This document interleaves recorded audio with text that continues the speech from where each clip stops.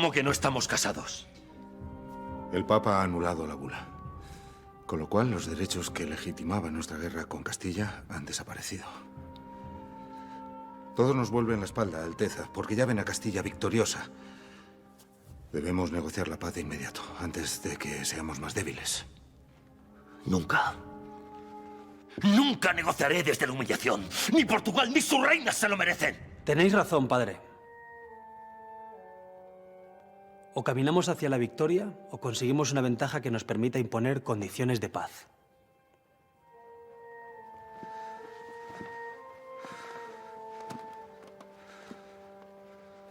¿Qué proponéis? La hija de Pacheco nos ha pedido ayuda para afianzar su señorío sobre Mérida y Medellín. Demostremos a los castellanos que podemos invadir su reino cuando nos plazca. El obispo de Évora está listo para entrar en combate. Hoy mismo ha de quedar todo dispuesto.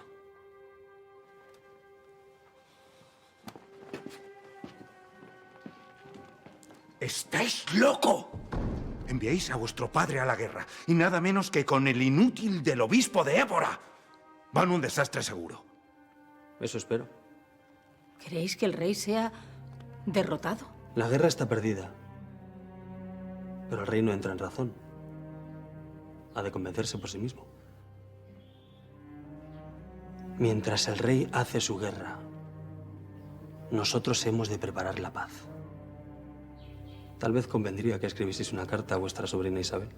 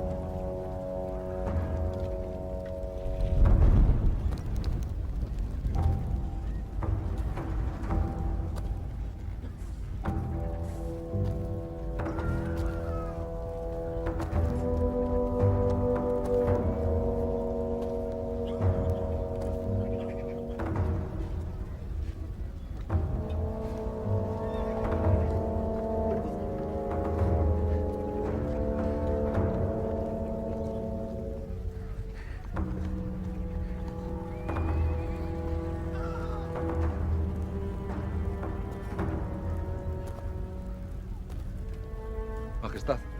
¿Son cuantiosas las bajas? No, señor. En ningún bando. Sean pocos o muchos los muertos. La guerra está perdida.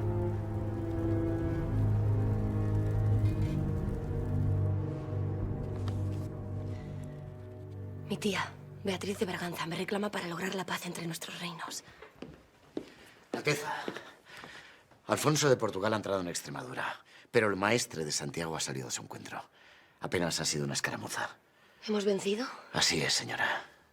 A juzgar por lo que leo, habéis ganado la guerra. ¿Qué está pasando en Portugal? Piden paz antes de perder la batalla. Temo que el rey Alfonso no gobierne su reino. En vuestras manos está, Alteza, aprovechar la debilidad portuguesa y continuar la batalla o pactar. Negociaremos la paz. Y en ese trato el destino de Juana será lo más importante.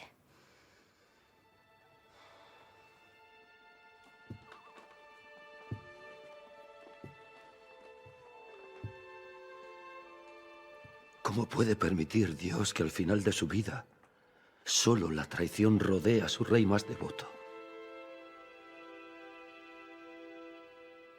A nuestro regreso las gentes nos insultaban y escupían. Solo quedaban ellos por darnos la espalda, ya lo han hecho. La derrota siempre es amarga. Volveréis a ganaros el amor de vuestros vasallos. Ahorradme vuestra hipocresía. Ha llegado el momento que tanto anhelabais. Conseguid una paz honrosa como haría un buen rey. En la negociación el destino de Juana será determinante. Cuando se resuelva mi satisfacción, me retiraré a un monasterio y gobernaréis en mi nombre. No, hijo mío, No tengo intención de abdicar. Se hará como ordenéis.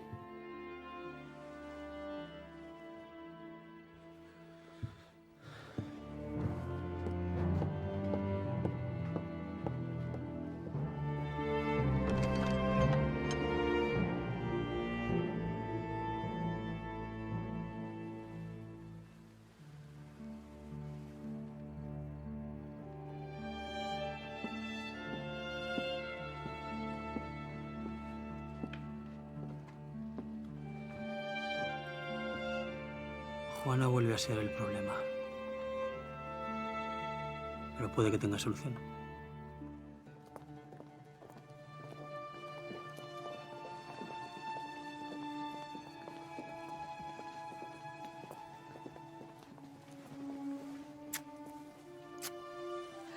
¿Cuántos parecéis a vuestra madre? Nadie negará que la sangre portuguesa corre por vuestras venas.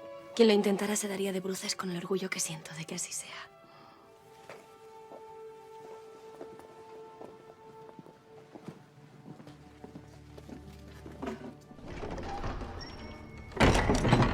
Si respetáis el monopolio de las rutas de Guinea, no discutiremos vuestros derechos sobre Canarias.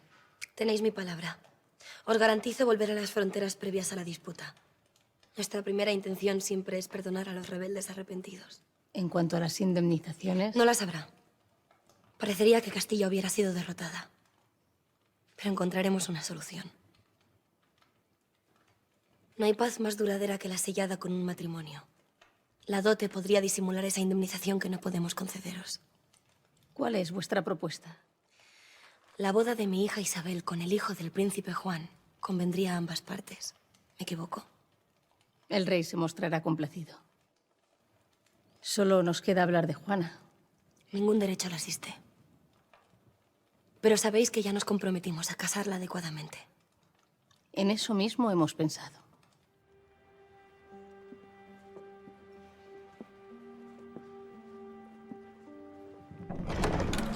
No habrá paz. Pretenden casar a mi hijo con Juana. ¿Cómo pueden creer que iba a aceptar? Solo es un desencuentro. Debéis seguir negociando. No. Para ellos es condición indispensable. Entonces, pensemos en las ventajas de la propuesta. Juana no será reina de Castilla. Sé que la apreciáis, pero no subirá al trono a costa de mi hijo. Alteza, un problema de legitimidad siempre afecta a los bandos que luchan por ella. La paz será definitiva y sobre todo inmediata. ¿A tan alto precio? Venía dispuesta a todo. Tengo que sacrificar también a mis hijos. No será necesario poniendo las debidas condiciones. ¿En qué estáis pensando? Consigamos ahora la paz, que hasta el día de esa boda ha de pasar mucho tiempo. Para los esponsales habrá que esperar hasta que el príncipe cumpla 14 años. ¿Y hasta entonces qué va a ser de mí? Viviréis apartada y a cuidado de tercera persona. Llegado el momento y sin perjuicio del acuerdo económico, el príncipe podrá decidir liberaros de vuestro compromiso. Ese día tendré más de 30 años. ¿Qué príncipe estará dispuesto a desposarme entonces? ¿Por qué me condenan a...? Pretenden evitar que tengáis hijos que reclamen un día su derecho al trono de Castilla.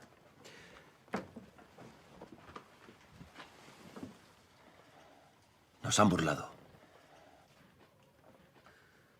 ¿Por qué había de evitar la boda del príncipe? Ese matrimonio resolvería todas las dudas sobre la legitimidad de ambos. ¿Creéis que después de tenerme 14 años apartada y encerrada, eso moverá su afán? No va a cejar hasta acabar conmigo. Alteza, el pacto es favorable y el reino necesita firmar la paz. Habrá que seguir negociando. Señor, nuestra sobrina es inflexible en todo lo concerniente a Juana. A cambio, todas nuestras demandas son satisfechas. ¿Qué alternativa tenemos? ¿Otra derrota que nos imponga una paz con peores condiciones? Ese matrimonio es una victoria vuestra, señora. Es el único camino para que algún día seáis reina de Castilla. Nada se os ha ocultado, vos decidiréis.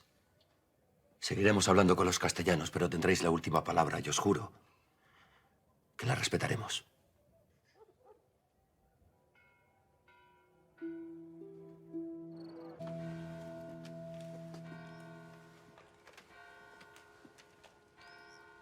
Comprended que si un enlace está sujeto a tercerías, el otro también debe estarlo. Para Juana serán 14 años. Para la infanta apenas 3 o 4. Isabel es solo una niña. Es la primogénita de los reyes de Castilla. Vivirá en mi casa. Somos familia y como tal será tratada. No tengáis cuidado. No le faltará cariño ni atenciones. Me prometí a mí misma que mis hijos no pasarían lo que yo pasé. Que tendrían otra infancia. Cuando pensasteis eso, olvidasteis que erais reina.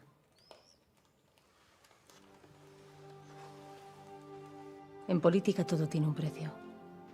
Vos misma lo habéis fijado al exigir las condiciones para Juana. ¿Por qué no levantáis la mano con ella?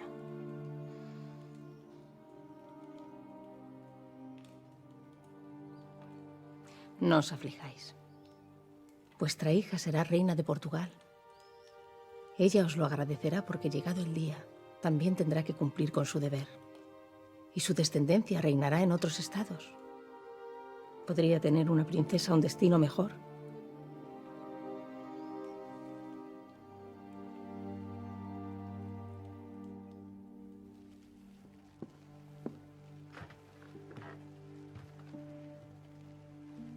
Alteza, no sabíamos de vuestro regreso.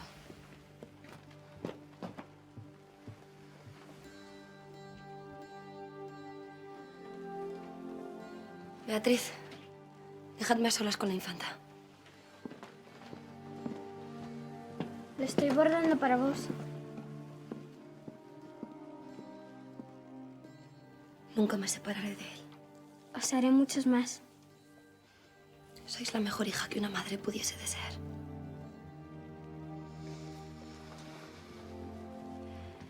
Y sois hija de reyes. Por ello, vais a casar con el príncipe de Portugal. Y un día compartiréis reino con él. Escuchadme bien. Sabéis que os amo más que a nada en este mundo.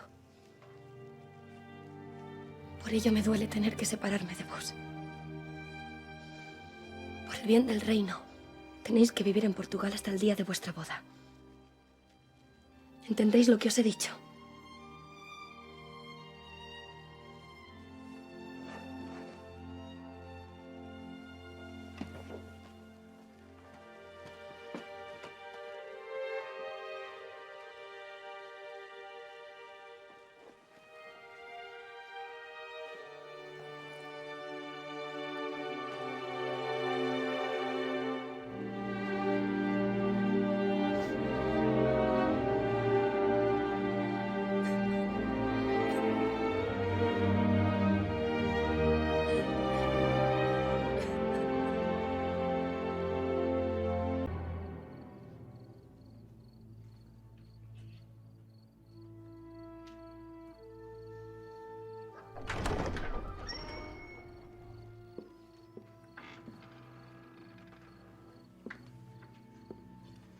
Señora, recordad que ante Dios ya no soy vuestro esposo.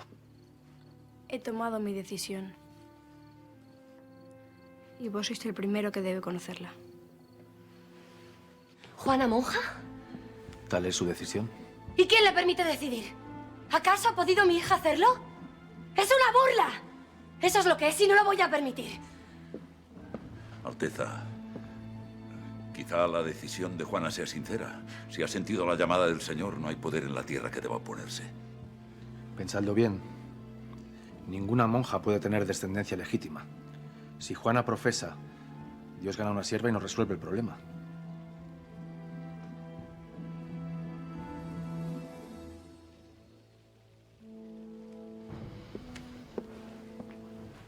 Está bien. Si la muchacha quiere ser monja, que lo sea. Pero yo me encargaré de que sea más monja que ninguna. Os lo juro por mi hija.